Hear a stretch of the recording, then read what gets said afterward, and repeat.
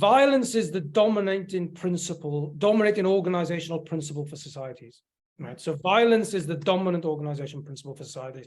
And once we start from that position, then the principal focus for me for critical pedagogy is to critique violence in all its forms, and to open up discussion on the violences, to ask questions about sometimes our own shameful compromises with power, to try to make sense of the ways in which power will try to co-opt us in order to normalize certain kinds of violence so they're not even seen as violence.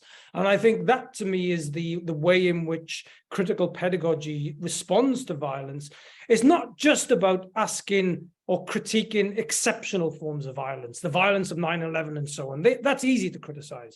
It's the violence of the everyday, which is much more difficult to unpack, I think, is one of the tasks of critical pedagogy as well. I think the fact that Paulo and others, many others, have acknowledged that pedagogy can be a form of repression and a form of violence, is to make clear that pedagogy is always political, and that it has no, how might you say it, that it isn't by nature empowering, that it's a fundamental form of repression, a fundamental form of violence that attacks really at the very heart of who we are and how we define ourselves.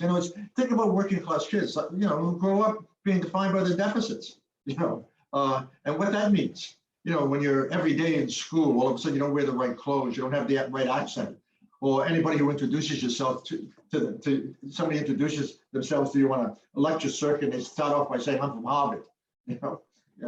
I mean, this kind of cultural symbolic violence that Bourdieu and others have talked about, we underestimate how powerful it is, and we underestimate the degree to which it's entrenched in almost every militarized public sphere that dominates everyday life.